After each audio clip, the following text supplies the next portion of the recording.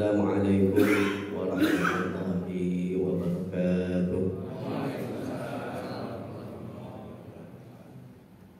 Innal hamdalillah nahmaduhu wa nasta'inuhu wa nastaghfiruh wa na'udzu billahi min shururi anfusina wa sayyiati a'malina. May yahdihillahu fala mudilla lahu wa may yudlilhu fala hadiya lahu. Asyhadu an la ilaha illallah wahdahu la syarika lah wa asyhadu anna sayyidana wa nabiyyana Muhammadan abduhu wa rasuluhu la nabiyya ba'dah.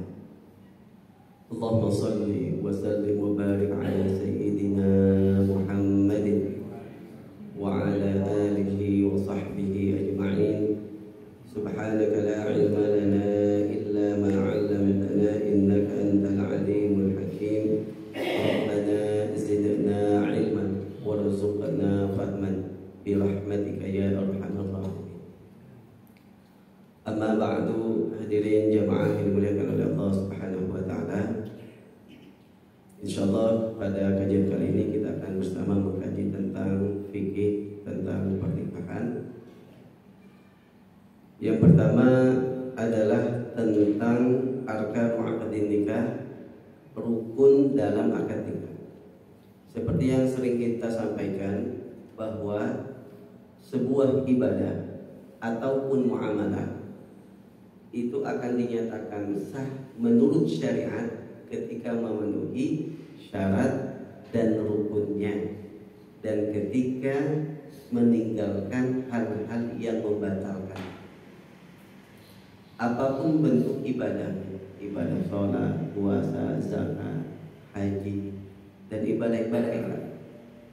Begitupun dalam muamalah, ya, entah itu muamalah maliyah, ya, jual beli, ya, kemudian juga termasuk di dalamnya muamalah tentang akad nikah.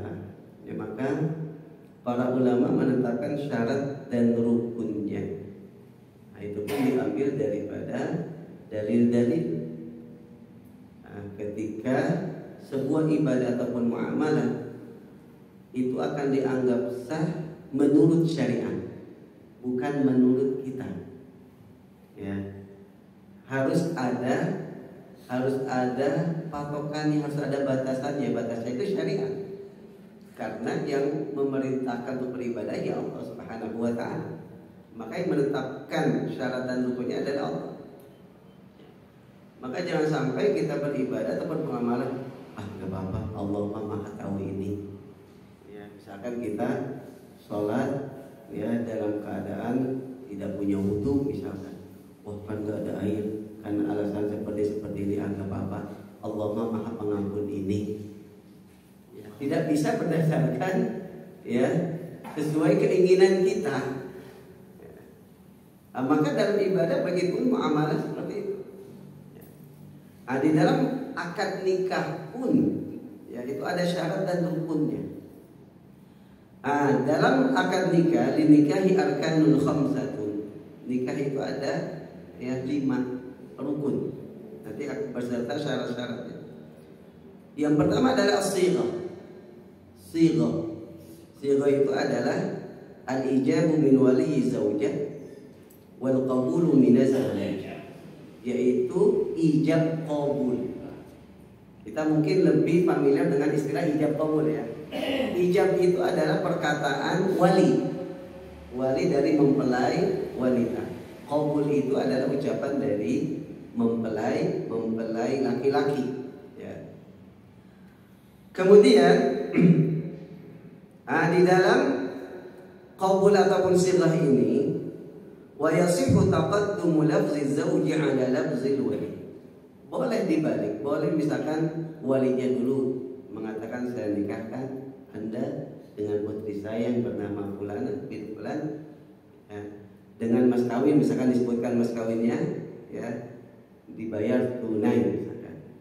Lalu dijawab oleh mempelai laki-lakinya, saya terima nikah dan kawinnya putri Anda bernama fulan bin fulan dengan mas kawin sekian, dibayar tunai. Atau sebaliknya, yang mulai mengatakan itu mempelai laki-lakinya, itu boleh, ya.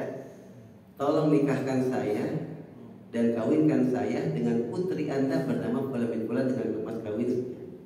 Lalu walinya mengatakan, saya nikahkan putri saya bernama Fulan bin Fulan dengan mas kawin sekian, dibayar tunai. Itu boleh. Ya dibalik. Ya itu boleh. Tapi memang kalau di kita kan bukan hampir kebanyakan, hampir semua ya itu dari wali dulu, itu tidak masalah. Tapi bukan berarti kalau dibalik tidak sah. Ya, termasuk dalam kitab Al-Fiqhul Al-Mahjidi dikatakan wa yasihu taqaddumu lafzi zawji ala lafzil wali. Ya. Lianna taqadduma wa ta'akhur sawa'un fi ifadatil maqsud. Ya. Boleh yang didahulukan perkataan mempelai laki-lakinya baru walinya itu boleh. Karena mengedepankan dan mengakhirkan itu sama-sama maksudnya sama. Ya, yaitu adanya ucapan dari wali dan adanya ucapan dari mempelai laki-laki. Ya. Itu contoh Nabi ya? Kenapa? Contoh Nabi. Kalau ke contoh Nabi, saya kurang tahu apakah dicontohkan seperti itu. Tapi maksud dari sirah ataupun lafaz itu ada ucapan, baik dari wali mempelai wanita ataupun dari mempelai laki-lakinya. Termasuk kalau misalkan dalam hal jual beli, khususnya dalam mazhab Syafi'i itu mensyaratkan adanya sirah. Ya, jadi kalau jual beli itu saya beli barang ini, saya beli buku ini dengan harga sekian. Kemudian si penjual mengatakan, iya saya jual buku tersebut dengan harga sekian. Itu sirah. Ya. Makanya menurut dalam mazhab Syafi'i bai'ul mu'awwah, jual beli tanpa ada sirah itu enggak sah. Ya, dalam mazhab Syafi'i. Ya, akan tetapi di kalangan mazhab Syafi'i sendiri ada ulama yang membolehkan, di antara Imam An-Nawawi. Seperti kita kalau belanja sekarang kan, apalagi ke Indomaret, ya, ke Alfamart ataupun belanja apapun, kita ambil kasirnya ngitung sekian, kita bayar. Ya, itu aslinya dalam mazhab Syafi'i nggak sah. Konsekuensi apa kalau tidak sah? Ya berarti barangnya tidak bisa kita konsumsi kalau itu makanan atau minuman dan tidak bisa kita gunakan. Begitupun si penjual nggak bisa menggunakan uangnya. Dalam akad nikah pun konsekuensinya apabila akadnya tidak sah, berarti tidak boleh berhubungan. Ya, tidak boleh melakukan hal-hal yang diharamkan sebelum sah akad nikahnya. Pegangan tangan tidak boleh kalau akadnya tidak sah. Ya. Prawedding kan sudah banyak. Kamu apa? Prawedding. Termasuk prawedding. Ya, itu masalah. Ya. Jadi sebelum halal, ya ini menjadi apa ya? Sudah hal yang tradisi yang kurang baik, ya prawedding itu. Ya, maka kalau bisa nanti putri atau putra bapak ya hindarilah prawedding. Ya, gitu. Jadi belum halal kalau belum sah akadnya. Ya. Belum halal apapun itu, entah berduaan, bersentuhan tangan, apalagi naudzubillah misalkan akadnya tidak sah kemudian berhubungan suami istri, maka nanti jatuhnya zina. Ya. Kemudian untuk sirah atau ijab kabul dalam akad nikah itu ada beberapa syarat. Di antaranya yang pertama, antakuna bilafzi tazwij awil inkar, harus menggunakan lafaz tazwij, zawwajtuka, saya kawinkan, atau lafaz inkar, saya nikahkan. Maka tidak boleh selain lafaz ini. Saya berikan anak saya kepadamu, enggak boleh. Saya serahkan, enggak boleh. Saya hibahkan, saya hadiahkan, enggak boleh. Saya percayakan, enggak boleh. Harus menggunakan lafaz tazwij wal inkar, saya kawinkan dan saya nikahkan. Itu syarat yang pertama. Kemudian kenapa disyaratkan harus dengan lafaz ini? Karena para ulama mengatakan karena Allah pun dalam ayat Al-Quran menggunakan lafaz at-tazwij dan inkar, menggunakan lafaz mengawinkan ataupun menikahkan. Ya. Makanya Allah mengatakan fangkihu, nikahilah, lafaz nikah. Ya. Kemudian juga zawwajnakaha, kami mengawinkan engkau dengannya. Allah menggunakan lafaz nikah dan at-tazwij ataupun mengawinkan. Begitupun Rasulullah dalam hadisnya mengatakan ya ma'syarasy syabab man istata'a minkumul ba'a falyatazawwaj. Rasulullah menggunakan kata tazawwaj dari kata tazwij, ya, yang artinya mengawinkan. Nah, itu jadi dalilnya para ulama mensyaratkan syarat ini karena dalam ayat Al-Quran begitupun hadis Nabi itu menggunakan lafaz at-tazwij mengawinkan ataupun inkah menikahkan dalam akad nikah. Kemudian yang kedua at-tasrihu bilafzi az-zawaj, ya, at-tasrihu bilafzi az-zawaj. Jadi harus terus terang dengan lafaz menikahkan, ya, baik dalam ijab ataupun dalam qabul, baik yang diucapkan oleh wali yang disebut ijab atau yang diucapkan oleh mempelai laki-laki atau yang disebut dengan qabul. Nah, maka seperti misalkan seorang wali mengatakan saya kawinkan engkau dengan putri saya, kemudian si mempelai laki-laki mengatakan qabiltu tazwijaha, ya. Kalau hanya dari satu belah pihak saja yang menggunakan kata tazwij mengawinkan atau inkah menikahkan atau menikahi, maka tidak sah. Misalkan wali yang mengatakan saya nikahkan dan kawinkan engkau dengan putri saya dengan fulan bin fulan, lalu mempelai laki-lakinya hanya mengatakan saya terima, berarti dia tidak mengatakan nikahnya dan kawinnya. Nah, itu tidak sah. Jadi harus dari kedua belah pihak, baik wali ataupun mempelai laki-lakinya. Ya, maka dikatakan di sini, "Faqala al-wali zawwajtuka banati, faqala az-zawju qabiltu lam yan'aqid an-nikah." Tidak sah nikahnya kalau jawaban si mempelai pria hanya mengatakan saya terima. Ya, jadi harus saya terima nikahnya atau saya terima nikah dan kawinnya, harus disebutkan juga, ya. Kemudian bagaimana kalau misalkan lafaz nikahnya bukan pakai bahasa Arab? Ya kan, kalau dalam contoh itu pakai bahasa Arab, ya. Maka para ulama mengatakan yasihu aqdun nikah bil lughat al-ajamiyah wa hiya ma'ana lughat al-arabiyyah. Sah akad nikah selain pakai bahasa Arab, ya. Nah, kemudian bagaimana kalau akad nikahnya dengan lafaz kinayah? Seperti yang kita sampaikan tadi. Lafaz kinayah itu seperti dia mengatakan saya halalkan kepada engkau putri saya, bukan menggunakan kata mengawinkan atau menikahi. Ya, berarti kata kiasan, saya halalkan. Maka para ulama mengatakan tidak sah, harus menggunakan lafaz mengawinkan atau menikahkan, ya, lafaz at-tazwij atau inkah ataupun wahabtuha lak, saya memberikan putri saya kepadamu, enggak boleh, ya, harus menggunakan lafaz at-tazwij atau al-inkah. Kenapa alasannya? Lianna alfazul kinayah tahtaju ila niyyah wan niyyatu mahalluha al-qalbu wa 'aqdun nikah yushtaratu fihi syuhud wa syuhudu la yattali'u 'ala ma fil qulub. Karena lafaz kinayah atau kata kiasan, ya, itu kan dikembalikan kepada niat, ya. Makanya kalau dalam bab talak itu, kalau talaknya talak dengan lafaz kinayah itu harus dikembalikan kepada niat suami yang melafazkannya. Seperti udah baliklah kamu ke orang tua kamu. Berarti kan kata baliklah itu namanya kalau dalam bab talak itu kinayah atau kiasan.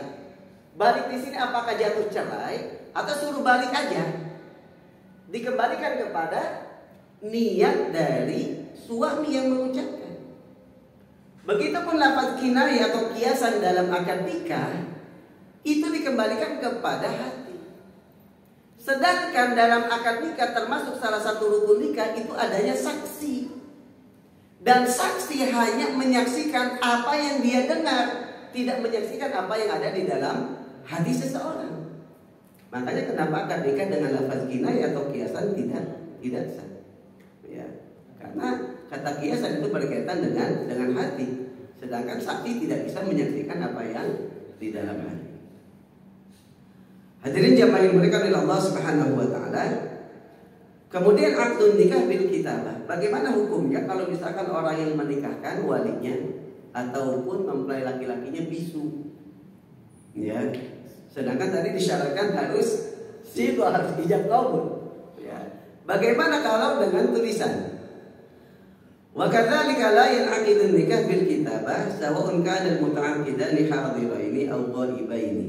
Maka tidak sah pernikahan dengan tulisan, baik yang melakukan akadnya yaitu wali dan mempelai laki-laki, baik keduanya itu hadir di majelis akad ataupun tidak hadir. Kalau dengan tulisan itu tidak sah.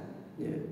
Kenapa? Ya karena tadi tidak adanya sighah, tidak adanya ijab qabul. Ya. Maka melafazkan itu sangat penting, Pak. Ya sering pernah kita bahas tentang membaca bacaan sholat dalam hati ya, ketika kita membahas tentang rukun-rukun sholat.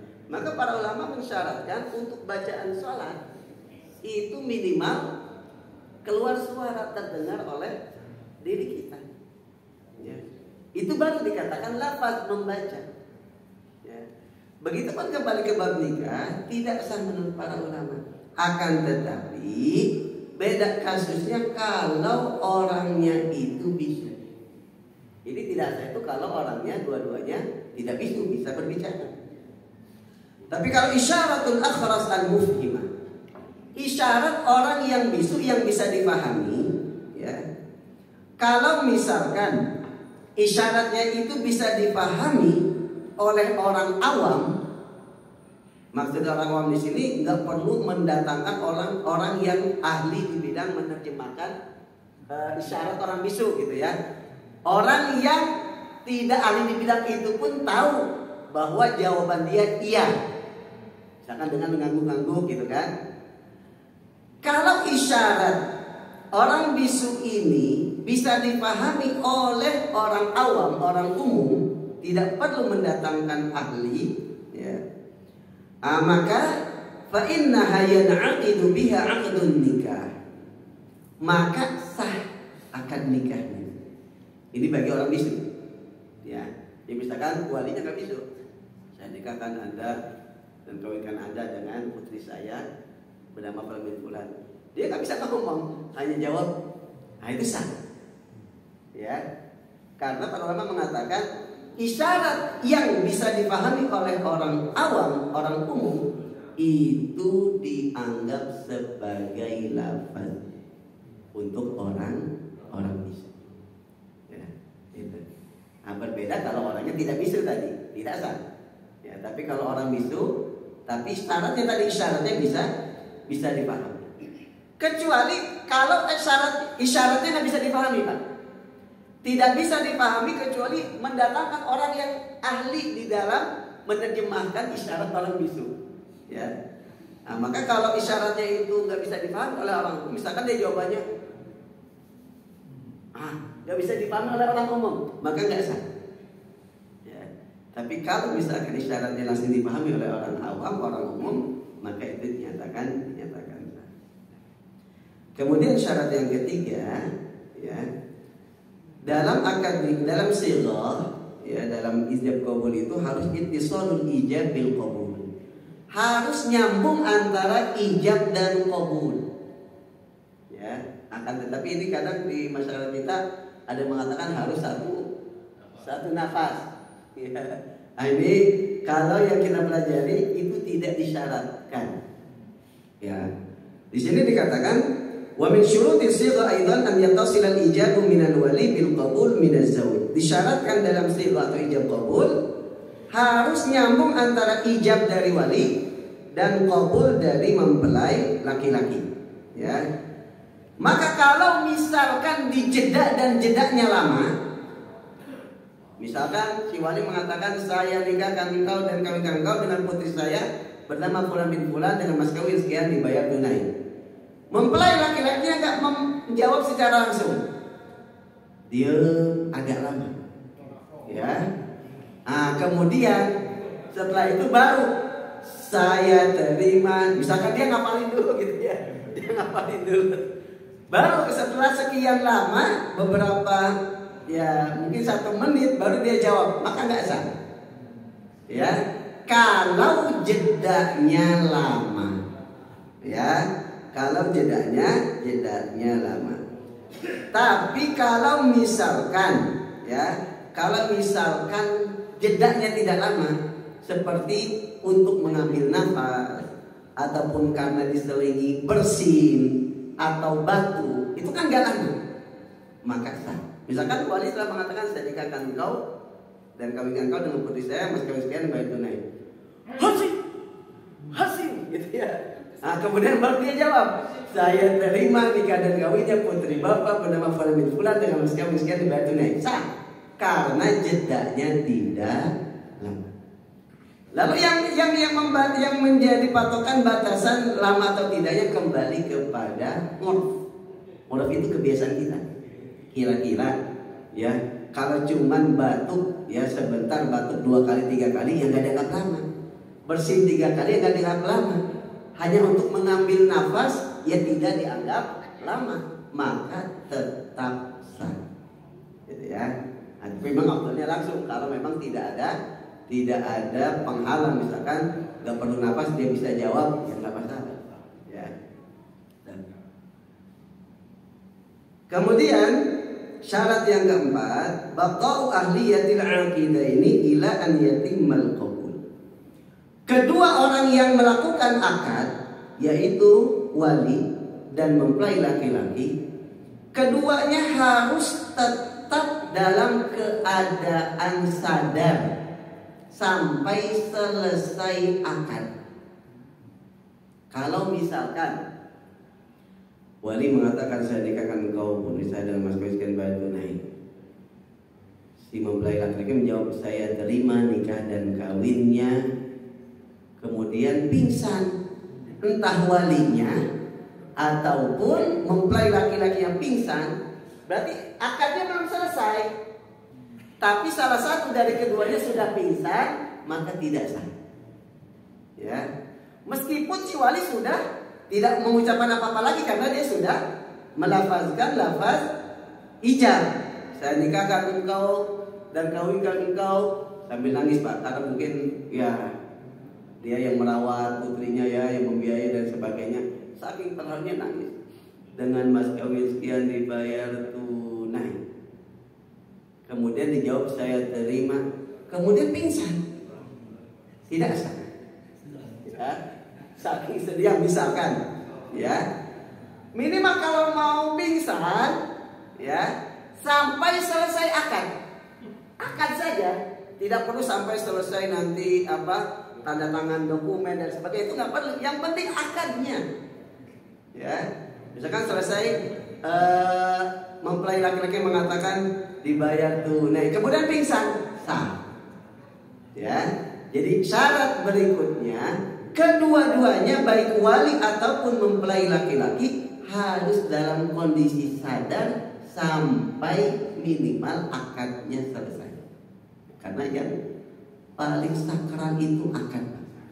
Ya, makanya harus kita perhatikan, rukunnya harus kita perhatikan, syaratnya harus kita perhatikan. Ya. Jangan sampai, mohon maaf, resepsinya mewahnya minta ampun, di gedung yang mewah, undangannya banyak, ya, jamuannya itu luar biasa, tapi ternyata akadnya tidak sah, percuma. Ya berarti tidak halal. Semewah apapun pestanya gitu ya, tapi kalau akadnya tidak sah, ya percuma. Maka yang utamakan itu akadnya. Ya, itu. Biasanya kita kan lebih sibuk mempersiapkan jauh-jauh hari, ya, resepsinya dibandingkan akad. Yang nggak masalah sih. Karena memang untuk di gedung biasanya antri gitu, nggak masalah. Tapi jangan sampai dianggap remeh masalah akadnya. Yang utama itu akadnya. Orang melaksanakan akad nikah tanpa resepsi sah menjadi pasangan suami istri. Ya. Ataupun dia mengatakan akad nikah, resepsinya biasa saja, cuma motong 1 ekor ayam misalkan gitu ya, saking nggak adanya. Yang penting akadnya terpenuhi rukunnya dan syaratnya pun terpenuhi. Nah, itu kemudian dan syarat yang kelima, antakuna sighatu munjizatan. Ya, sighahnya ijab qabul itu harus benar-benar, artinya tidak boleh dikaitkan dengan apapun. Misalkan dalam akad disebutkan jika datang hilal Ramadan, maka saya nikahkan engkau dan kawinkan engkau dengan putri saya. Berarti mengkaitkan dengan datangnya bulan Ramadan, enggak sah. Karena tidak injaz, tidak benar-benar dikaitkan dengan sesuatu, ya. Atau misalkan jika anak saya sudah lulus, entah sekolahnya atau kuliahnya, maka saya nikahkan engkau dan kawinkan engkau dengan anak saya ini. Biasa. Kenapa? Karena ada syarat dikaitkan dengan sesuatu. Ya. Maka tidak boleh dikaitkan dengan apapun. Yang keenam, syarat sighah atau ijab qabul adalah antakuna sighatu mutlaqah. Sighah ijab qabulnya harus mutlak, tidak boleh dibatasi oleh waktu. Makanya tidak sah nikah ya, apa nikah mut'ah itu? Kawin kontrak. Kenapa? Karena tidak memenuhi syarat ini. Misalkan saya nikahkan engkau dan kawin engkau dengan putri saya selama 2 tahun. Ya, selama 1 bulan, selama 1 tahun, enggak sah. Ya, harus mutlak. Mutlak itu tidak ada poin, tidak ada ikatan. Ya, maksudnya ikatan waktu. Ya. Baik hadirin jamaah yang dimuliakan Allah Subhanahu wa taala. Kemudian makanya tidak juga boleh namanya ada nikah syighar. Nikah syighar ini familiar di zaman jahiliyah, Pak. Nikah syighar itu nikah dengan embel-embel. Yaitu seorang wali mengatakan zawwajtuka banati ala an tuzawwijani ibnatak. Saya nikahkan engkau dengan putri saya dengan syarat engkau menikahkan putri engkau dengan saya. Ya. Tujuannya apa? Tujuannya untuk supaya tidak membayar mahar, gitu ya. Nah, ini nggak boleh. Kenapa? Karena disyaratkan dikaitkan dengan sesuatu. Sedangkan syaratnya tadi tidak boleh dikaitkan dengan sesuatu. Ya. Baik hadirin jamaah yang dimuliakan oleh Allah Subhanahu wa taala. Kemudian itu rukun yang pertama tentang sighah ataupun ijab qabul, ya, dengan 6 syaratnya. Kemudian yang kedua adalah az-zaujah. Rukun akad nikah yang kedua adalah mempelai wanita. Ya, kalau nggak ada mempelai wanitanya berarti nggak ada sah akadnya. Ya nikah sama siapa kalau nggak ada mempelai wanitanya? Kemudian agar mempelai wanitanya ini sah sebagai rukun akad nikah, maka harus memenuhi syarat-syarat berikut. Yang pertama, khuluwaha min mawani'in nikah. Harus terbebas dari hal-hal yang melarang untuk menikah bagi wanita tersebut. Seperti misalkan wanitanya tidak boleh termasuk mahramnya. Ya nggak boleh. Ya, kita nikah dengan mahram. Maka kalau ada pernikahan dengan mahram, maka tidak sah. Ya, karena haram menikahi mahram. Syarat yang kedua, antakuna zaujatu muayyanatan. Mempelai wanitanya harus ya ditentukan. Maka tidak boleh. Wali mengatakan, saya nikahkan engkau dengan salah satu putri saya. Enggak disebutkan namanya siapa. Karena dia punya putri 4 misalkan. Saya nikahkan engkau dengan salah satu dari 4 putri saya dengan mas kawin sekian. Enggak sah. Kenapa? Karena mempelai wanitanya tidak ditentukan. Kemudian alla takuna zawjatu muhrimatan bihajjin aw umratin. Mempelai wanitanya tidak boleh dalam keadaan ihram. Baik ihram untuk haji ataupun ihram untuk umrah. Berarti boleh gak Pak melaksanakan akad nikah ya ketika di Masjidil Haram, boleh gak? Boleh.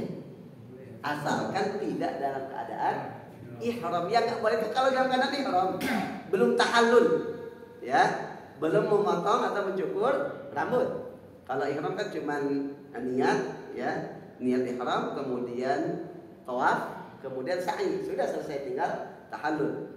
Ya, kalau ihram mungkin nggak terlalu banyak ya rukunnya dibandingkan dengan ibadah haji. Ya. Jadi mempelai wanitanya tidak dalam keadaan ihram untuk haji ataupun umrah. Ya. Kemudian rukun yang ketiga mempelai laki-lakinya. Rukun berikutnya mempelai laki-laki. Syaratnya yang pertama yakuna mimman yahilu lizauji at-tazawwuj bihi. Ya, sama. Syarat yang pertama sama, tidak mempelai laki-lakinya bukan mahram dari mempelai wanita. Kalau satu mahram maka tidak boleh. Kemudian sama yang kedua juga harus ditentukan mempelai laki-lakinya. Maka nggak boleh wali mengatakan ada 2 orang atau 3 orang laki-laki. Wali perempuannya mengatakan saya nikahkan putri saya bernama Fulan bin Fulan kepada salah satu di antara kalian. Enggak boleh. Harus ditentukan kepada siapa. Ya. Nah, ini syaratnya sama dengan mempelai wanita tadi, harus ditentukan. Kemudian syarat yang ketiga pun sama, harus dalam kondisi halal. Artinya tidak sedang ihram. Baik mempelai laki-laki ataupun mempelai wanita itu tidak boleh menikah dalam keadaan ihram. Ya. Begitupun nanti walinya pun tidak boleh dalam keadaan ihram, karena Rasulullah mengatakan la yankihul muhrim wa la yunkah wa la yakhtib. Seorang muhrim atau yang sedang ihram itu tidak boleh menikah, tidak boleh menikahkan, tidak boleh dinikahkan. Juga tidak boleh melamar. Nah, itu untuk mempelai laki-laki. Yang rukun yang keempat adalah wali.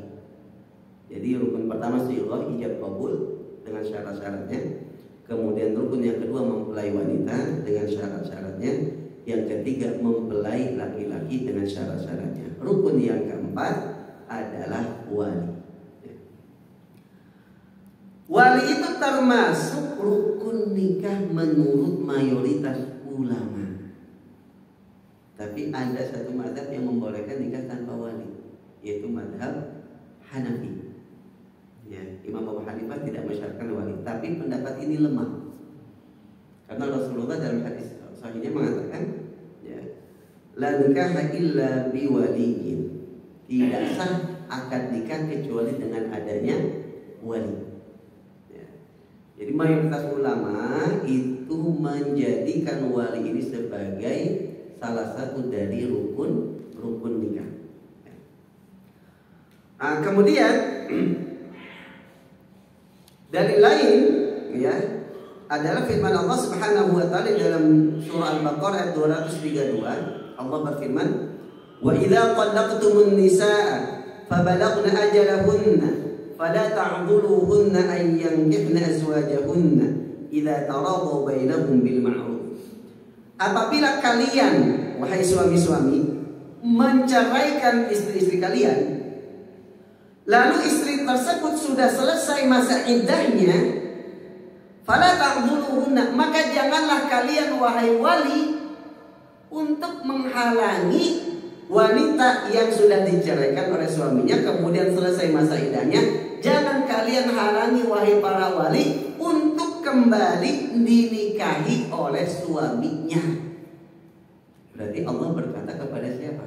Wali.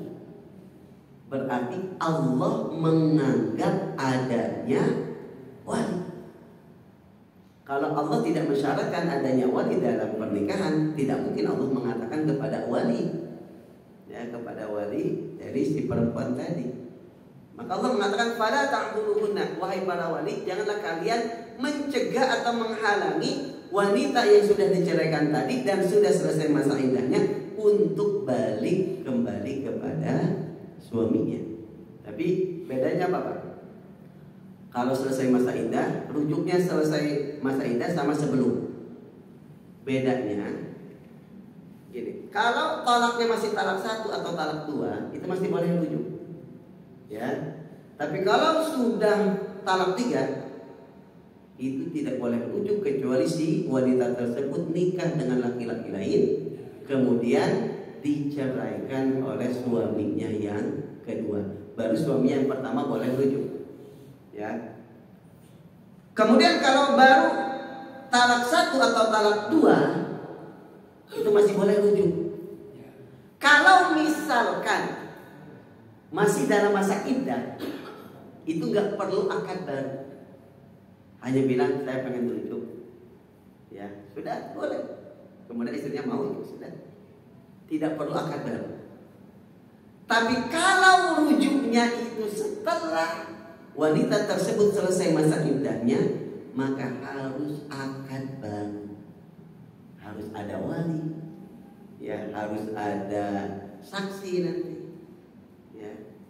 Nah, makanya ya kalau ada orang bercerai kemudian mau rujuk, segera, jangan nunggu selesai masa iddah, ribet lagi, harus datangkan, harus ke walinya, kemudian akan nikah lagi, ada mahar dan lain sebagainya. Ya. Nah, jadi wali itu ya diperhitungkan oleh Allah dalam akad nikah, sebagaimana di dalam surah Al-Baqarah ayat 232 tadi. Bahkan Imam Syafi'i mengatakan, hadhil ayat asrahu dalilin ala iqtibari wali idh law lam yakun mu'tabaran lama kana li'aqlihi ma'na. Ayat ini menjadi dalil yang paling jelas, kata Imam Syafi'i, yang paling jelas tentang adanya wali. Kalau misalkan wali itu tidak termasuk rukun dalam akad nikah, maka tidak akan dianggap wali ketika mencegah ya perwaliannya untuk rujuk kepada suaminya. Maka Allah nggak mungkin berkata kepada wali fala ta'dhuluhunna. Ya, tapi dalam ayat ini Allah berkata kepada wali fala ta'dhuluhunna, janganlah kalian mencegah atau melarang wanita-wanita tadi untuk rujuk kepada suaminya. Nah, adapun dalil dari hadis Rasulullah, la nikaha illa biwaliin wa syahidai 'adlin, tidak sah pernikahan kecuali dengan adanya wali dan 2 orang saksi yang adil. Wa ma kana min nikahin ala ghairi dzalika fa huwa batilun. Rasulullah dengan jelas mengatakan, kalau ada pernikahan tanpa keduanya, tanpa adanya wali dan tanpa adanya 2 orang saksi yang adil, maka pernikahannya batil, kata Rasulullah sallallahu alaihi wasallam. Maka hadis ini secara jelas ya mensyaratkan adanya wali dalam akad nikah. Baik hadirin jamaah yang Allah Subhanahu wa taala. Lalu bagaimana kalau ada orang menikah tanpa wali dan apa konsekuensinya? Sudah ada? Belum ya? 1 menit ya. Nanti kita azan kemudian kita lanjut ya. Kalau misalkan ada seseorang wanita menikahkan dirinya sendiri tanpa adanya wali, ya, maka dianggap pernikahannya itu batal. Ya. Konsekuensinya apa? Tidak halal untuk berhubungan suami istri. Ya. Tapi kalau misalkan, dia menikahkan dirinya tanpa wali, kemudian setelah itu berhubungan suami istri, apa yang harus dilakukan? Wajib segera dipisahkan. Tapi apakah keduanya itu wajib dihukumi dihukumi hadus zina, dihukum dengan hukuman zina? Para ulama mengatakan tidak. Loh, dia kan berhubungan suami istri, sedangkan pernikahannya batal. Iya, para ulama mengatakan ya, tapi tidak wajib. Ya, kenapa? Karena ya adanya ulama yang membolehkan pernikahan tanpa wali. Jadi ada kaidah al-hudud,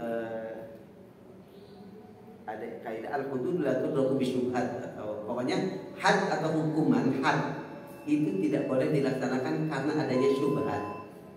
Nah, nanti kita lihat.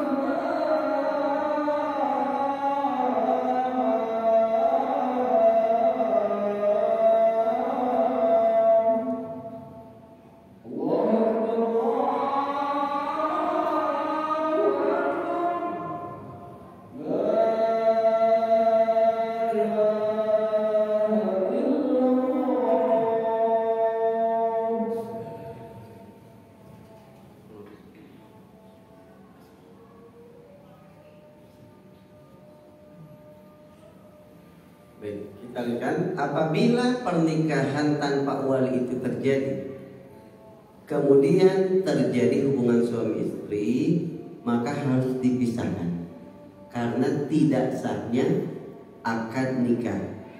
Kemudian perempuannya itu harus diberikan mahrul misal. Apa itu mahrul misal? Mahar yang serupa dengan wanita yang sebaya dengannya, yang sederajat. Siapa wanita yang sederajat dengannya? Bisa bibinya, atau kakaknya, atau sepupunya. Misalkan dulu bibinya maharnya sekian, maka disamakan. Ataupun sepupunya sudah nikah, maharnya sekian, maka disamakan. Itu namanya mahrul misal. Maka kalau misalkan pernikahan itu tanpa wali, kemudian terjadi hubungan suami istri setelah pernikahan itu, maka segera dipisahkan. Kalau dalam akad nikah itu disebutkan maharnya, maka maharnya itu diberikan, ya, maharnya diberikan kepada wanita tersebut, ya, yaitu mahar misal. Baik maharnya itu disebutkan dalam akad ataupun tidak disebutkan. Jadi kan afdalnya, sunnahnya mahar itu disebutkan dalam akad nikah dengan mas kawin sekian dibayar dulu. Tapi kalau tidak disebutkan pun sah, Pak. Tapi tetap si suami wajib membayar mahar kepada istri. Penyebutan mahar dalam akad nikah itu hukumnya sunnah. Artinya kalau tidak disebutkan pun akadnya tetap sah, ya. Tapi memberikan mahar kepada istri itu wajib bagi suami, ya. Baik disebutkan dalam akad ataupun tidak, maka nanti dia harus memberikan mahar. Nah, tadi kita katakan bahwa tidak wajib dihukumi zina, dihukumi hukuman zina, karena ada kaidah yang mengatakan al-hudud tudraku bisyubhat. Had, hukum had ataupun hukuman had itu tidak terlaksana, tidak berlaku kalau adanya syubhat. Loh, kenapa dikatakan syubhat? Karena ada ulama yang membolehkan pernikahan tanpa wali. Tadi mazhabnya Imam Abu Hanifah. Baik hadirin diamankan Allah, juga dihukumi ta'zir. Ta'zir itu adalah hukuman selain had. Kalau had itu kan ditetapkan oleh Allah. Orang berbuat zina, hukuman dari Allahnya apa? Dipukul 100 kali kalau belum pernah menikah. Tapi kalau sudah pernah menikah, ya, maka dirojam sampai mati. Ya, berat, Pak. Hukum bagi orang berzina itu berat. Ya. Nah, kemudian berikutnya adalah wali berdasarkan urutannya. Yang pertama al-abu, ayah. Ya. Yang kedua al-jaddu, abul abi. Kakek tapi ayahnya ayah. Jadi kakek dari pihak ayah. Kalau dari pihak ibu itu nggak ada yang jadi wali. Ya. Kakek di sini ayahnya ayah dari wanita tersebut. Tsummal akhus syaqiq, kemudian saudara. Berarti laki-laki, perempuan nggak ada yang bisa jadi wali. Ya. Saudara seibu sebapak. Itu urutan ketiga. Urutan keempat, tsummal akh minal ab, saudara seayah. Berarti ayahnya sama, ibunya beda. Kemudian urutan berikutnya, urutan kelima, ibnul akh asy-syaqiq, anak dari saudara seibu seayah. Berarti ponakan. Ya, anak dari saudara ya, bukan anak dari saudari. Karena yang berperan yang sangat diinikan dalam perwalian ini adalah dari laki-laki. Anak laki-laki dari saudara, bukan dari saudari. Anak laki-laki dari saudara seibu seayah. Urutan berikutnya, anak laki-laki dari saudara seayah. Berarti masih ponakan. Ya. Anak dari saudara laki-laki seayah saja. Baru urutan berikutnya paman seibu seayah. Apa maksudnya paman seibu seayah? Berarti adik atau kakaknya ayah dan dia dengan ayah seibu sebapak. Gitu ya. Jadi kata asy-syaqiq itu artinya seibu sebapak. Jadi paman berarti bisa kakak atau adiknya ayah dari si wanita tersebut. Ya. Urutan berikutnya tsummal ammu minal ab. Paman, ingat paman di sini berarti bisa kakaknya ayah atau adiknya ayah. Kalau kita mungkin paman lebih ke adiknya ayah ya. Kalau misalkan kakaknya ayah mungkin kita panggilnya kalau orang Sunda uwa. Ya, kalau orang Jawa Pak De. Tapi kalau dalam bahasa Arab nggak ada Pak. Nggak ada, entah itu kakaknya ayah ataupun adiknya ayah dipanggilnya am. Kalau dalam bahasa Arab yang dibedakan, apakah itu dari keluarga ayah atau dari keluarga ibu? Kalau dari keluarga ayah namanya ammun. Kalau saudaranya ayah, kalau saudarinya ayah itu ammatun. Kalau dari ibu khalun, saudaranya ibu baik kakaknya ataupun adiknya. Kalau perempuan khalatun.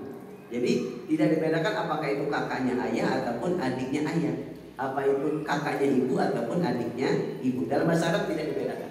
Ya. Kemudian urutan berikutnya ibnul am asy-syaqiq, putra dari paman yang seibu dan sebapak dengan ayah. Berarti sepupu. Ingat, dalam bab perwalian sepupu itu bisa jadi wali, tapi urutan paling bawah. Tapi dalam bab mahram, ya, dalam bab mahram sepupu itu bukan mahram. Berarti boleh gak nikah dengan sepupu? Boleh. Boleh gak khalwat berduaan dengan sepupu? Gak boleh. Boleh gak buka aurat di hadapan sepupu? Gak boleh. Boleh gak bersentuhan kulit dengan sepupu? Gak boleh. Itu konsekuensinya. Ya. Jadi kalau dalam bab perwalian, sepupu itu termasuk wali, tapi urutan bawah. Tapi dalam bab mahram, sepupu itu bukan mahram. Ya. Dan urutan terakhir adalah ibnul am minal ab, putra dari paman yang seayah saja dengan ayah wanita tersebut. Ya, sepupu juga, cuman ayahnya dengan ayah si perempuan itu hanya satu ayah beda ibu. Ya. Nah, maka itulah urutan wali. Nah, nanti insya Allah kalau ada kesempatan lain nanti akan kita bahas ada wali ijbar, ada wali ikhtiyar. Wali ijbar itu wali yang mempunyai hak untuk memaksa seorang wanita untuk nikah, meskipun wanita tersebut tidak ridho, tapi nanti ada syarat-syaratnya. Kalaupun wali ikhtiar itu adalah wali yang hanya bisa menikahkan dengan izin ataupun ridho dari si wanita tersebut. Baik, hadirin jamaah yang dimuliakan Allah Subhanahu wa taala, masih ada maghrib, mungkin ada yang ditanyakan. Wali hakim bagaimana wali hakim? Baik. Wali hakim itu adalah wali kalau misalkan tidak ada wali. Karena Rasulullah SAW bersabda, "Fal hakim ataupun wasultan wali man la waliyalah." Sultan ataupun hakim. Hakim di sini adalah pemerintah. Itu adalah wali bagi wanita yang tidak punya wali. Ya, misalkan dia tidak punya wali. Seperti siapa, Pak? Ya orang misalkan ayahnya sudah nggak ada, kakeknya sudah nggak ada, nggak punya saudara laki-laki, kemudian nggak punya paman dari ayah yang laki-laki, juga nggak punya sepupu dari paman dan sebagainya, berarti dia nggak punya wali. Ya, entah sudah meninggal semuanya, ayahnya sudah meninggal, kakeknya sudah meninggal, ataupun misalkan dia memang nggak punya paman, punyanya bibi misalkan, ya, atau misalkan wanita yang lahir dari hasil perzinahan. Ya. Makanya kalau ada wali, ya, kemudian misalkan dulu dia berbuat zina, kemudian menghasilkan anak, dan anaknya itu perempuan, maka si anak itu tidak punya wali, karena tidak nasabnya itu tidak tersambung dengan ayah biologisnya. Itulah kejamnya zina itu situ, Pak. Makanya Allah itu mewanti-wanti, janganlah, Allah tidak mengatakan janganlah kalian berbuat zina, tapi jauh sebelum itu Allah mewanti-wanti, wala taqrabuz zina, jangan mendekati. Itu berat. Kasihan anaknya itu. Kalau ini adopsi, anak adopsi. Termasuk adopsi, ya, mengadopsi anak. Kalau bukan mahram, sebaiknya jangan. Kalau saran saya, sebaiknya jangan. Kenapa? Nanti repot kalau anak itu sudah balik. Kecuali nanti kalau anak itu sudah balik, ya, kita bisa membatasi diri kita untuk misalkan tidak melanggar, seperti tidak melihat auratnya, kemudian tidak bersentuhan, tidak masalah.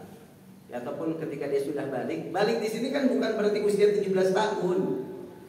Balik di sini ketika dia usia 10 tahun, kadang 9 tahun itu sudah dikatakan balik kalau sudah mengalami tanda-tanda balik seperti mimpi, keluar air mani ataupun haid, ataupun ketika belum mengalami digenapkan usianya 15 tahun kalender Hijriah, itu sudah dianggap balik. Ya kan nggak mungkin kita misalkan mengadopsi anak itu bukan mahram kita, kemudian anak itu sudah balik di usia 12 tahun, ya udah suruh tinggal sendiri, nggak mungkin. Ataupun bisa dengan disiasati, suruh misalkan dia perempuan gitu ya, kemudian biar istri kita yang ngurus misalkan, kita tidak boleh berhubungan, ya, tidak boleh membuka aurat dan lain sebagainya, gitu ya. Nah, itu silakan kalau misalnya mengadopsi. Makanya kalau mau mengadopsi anak lebih baik yang mahram. Kenapa? Aman, ya. Jangan dari satu sisi, Pak, diperhatikan mahramnya bagi kita juga bagi istri. Kalau misalkan anak itu laki-laki, ya, berarti kalau kita mau mengadopsi anak laki-laki, cari yang dia adalah mahram bagi istri kita. Sedangkan bagi kita kan sama laki-laki nggak masalah. Kalau mau mengadopsi anak perempuan, cari anak yang menjadi mahram bagi kita, bagi laki-laki. Ya, misalkan anak dari adik kita, misalkan anak dari kakak kita, nggak masalah. Loh, nanti sama istri kita dia kan bukan mahram, betul, tapi kan sama-sama perempuan. Ya, maka itu. Nah, jadi wali hakim itu adalah wali bagi wanita yang memang tidak memiliki wali. Maka saran kami, ketika misalkan ada anak perempuan dari hasil zina, kemudian dia mau menikah, maka harus gentle. Siapa yang harus gentle, Pak? Bapak biologis. Jangan sampai dia memaksa untuk jadi wali, ya, sehingga nanti akadnya tidak sah. Ya, maka datang ke pengadilan, ceritakan apa adanya. Ya, jangan sampai wah dia jadi walinya, padahal misalkan dulu dia berhubungan zina di luar akad nikah, sehingga kemudian menghasilkan anak perempuan, kemudian meskipun setelah itu dia nikahi, ya, dia nikahi ibunya menjadi istrinya, ya, maka wanita tersebut, anak itu tidak punya wali dan tidak punya keluarga dari pihak ayah. Konsekuensi berikutnya dia tidak punya hak waris dari ayah. Makanya betapa kejinya zina, ya, betapa kejinya zina. Ya, maka kita jaga diri kita dari perbuatan zina. Naudzubillah, juga yang utama kita jaga anak-anak kita. Sekarang itu sudah naudzubillah, anak SMP ada yang sudah hamil, bahkan anak SD. Saya dengar dari salah satu guru saya di Paru ini anak kelas 5 SD ada yang sudah hamil. Ya, ada yang mesti kumbayan nafsi, ya.